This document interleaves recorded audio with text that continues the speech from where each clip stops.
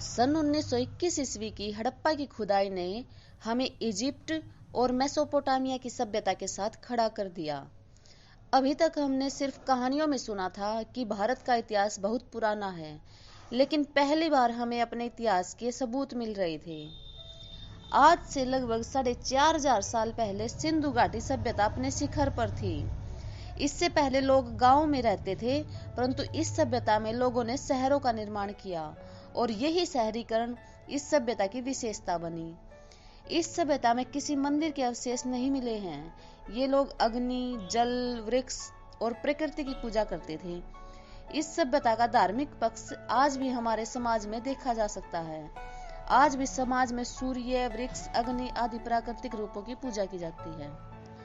यह हमारे लिए खुशी की बात है कि हम अपने इतिहास को आज भी जी रहे हैं। जैसे आज पितृसत्तात्मक समाज है, वैसे ही उस समय मातृसत्तात्मक समाज था।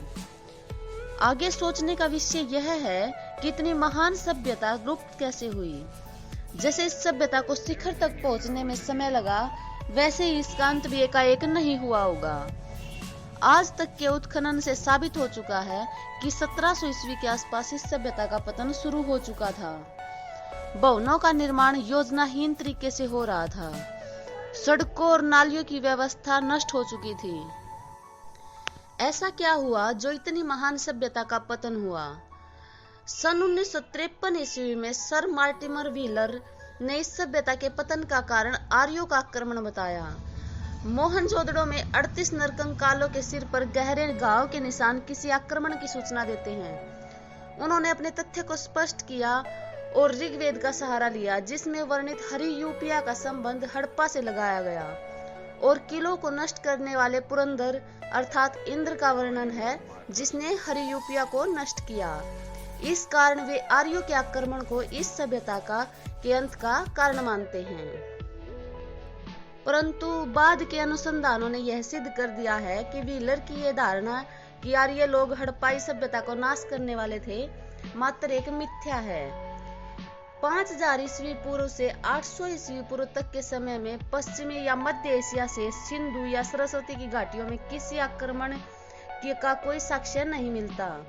इस अवधि में पाए गए सभी नरकंकाल एक ही समूह के लोगों के थे और न ही ऋग्वेद की सही तिथि अभी तक निर्धारित की जा सकी है। तो इसलिए कहा जा सकता है कि आर्यों के आक्रमण को इस सभ्यता के पतन का मुख्य कारण नहीं माना जा सकता। इस सभ्यता के पतन का दूसरा मुख्य कारण बाढ़ को माना जाता है। सर जॉन मार्शल ने मोहनजोदड़ो, मैके ने चहुंदड़ो और एस.आर. राव ने लोथल के पतन का प्रमुख कारण बाढ़ को माना है। मार्शल के अनुसार मोहनजोदड़ो में 7 बार बाढ़ आई, क्योंकि इसकी खुदाई से 7 सत्रों का पता चलता है, जिससे धीरे धीरे लोग यह नगर छोड़कर कहीं और चले गए। सिंधु नदी में बार बार बाढ़ आती रहती है। इससे यह लगता है कि मोहनजोदड़ो का नाश तो बाढ़ से हो गया होगा, लेकिन जो नदियों से दूर है शहर, उनका विनाश कैसे हुआ? ओरेलस्टाइन और अमलानंद घोष जैसे विद्वानों ने इस सभ्यता के पतन का कारण जलवायु परिवर्तन कहा है। उनके अनुसार जंगलों की अत्यधिक कटाई के कारण जलवायु में परिवर्तन आया और राजस्थान जैसे क्षेत्र जहां पहले बहुत वर्षा होती थी, वहां वर्षा कम होने लगी और यह सभ्यता वहां से विनष्ट हो गई। कालीबंगा जैसे क्षेत्रों में भूकंप के कारण इस सभ्यता के नष्ट का कारण माना गया है। सन 1995 में W.F. अल्ब्राइट ने विदेशी व्यापार में गतिरोध को इस सभ्यता के पतन का कारण माना है, क्योंकि यह सभ्यता एक व्यापारिक सभ्यता थी।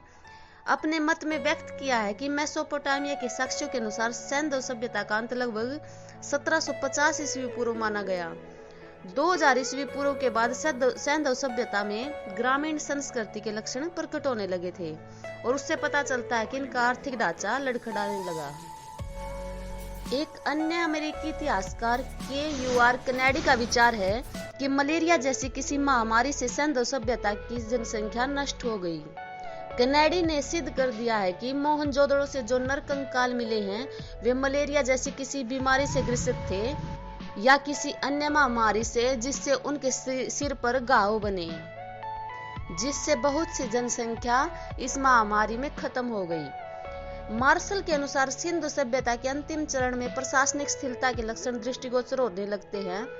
मकान व्यवस्थित ढंग के नहीं थे, कच्चे ईंटों का प्रयोग होने लगा था और यह सभ्यता धीरे धीरे नष्ट हो गई। मोहनजोदड़ो की जनसंख्या बहुत ज्यादा थी, लेकिन उसमें से सिर्फ 38 कंकालों का मिलना और उन कंकालों पर आभूषणों का ज्यों का त्यों मिलना आर्यों के आक्रमण का अंदेशा नहीं दिखाता, बल्कि किसी महामारी की ओर निर्देश करता है। हाल ही में भारतीय सर्वेक्षण विभाग और IIT खड़गपुर के संयुक्त शोधों से यह बात पता लगी है कि इस सभ्यता का कार्यकाल 8000 साल पुराना है। दिसंबर 2014 में इस सभ्यता का भिडाना नामक सबसे प्राचीनतम नगर खोजा गया। इतने लंबे समय के अंतराल की इस सभ्यता का अंत भिन्न भिन्न तरीके से हुआ होगा। हड़प्पा की खुदाई में गाद के संकेत यहाँ पर बार बार बाढ़ आने के प्रमाण देते हैं। पिछले 5700 सालों में हड़प्पा क्षेत्र में व्यापक जलवायु परिवर्तन देखा गया है, जिसके कारण सरस्वती और गग्गर हाकरा जैसी नदियां विलुप्त हो गई और जिसके कारण यहाँ सूखा पड़ने लगा। नदी मार्गों से होने वाला व्यापार समाप्त हो गया। जल की अनुपलब्धता और व्यापार के ह्रास के कारण यहाँ से लोगों ने पलायन शुरू कर दिया और यह महान सभ्यता पतन के मुख में चली गई। फिर भी इस सभ्यता में विकसित अनेक सांस्कृतिक विशेषताएं हमारे दैनिक सांस्कृतिक और भौतिक जीवन में देखी जा सकती हैं। विशेषतः धर्म के क्षेत्र में यह आज भी उसी रूप में कायम है। अगर किसी ने इसकी सभ्यता के उत्थान और इसके स्थलों की वीडियो नहीं देखी है तो उसका लिंक डिस्क्रिप्शन में है, आप वहां से भी वीडियो देख सकते हैं।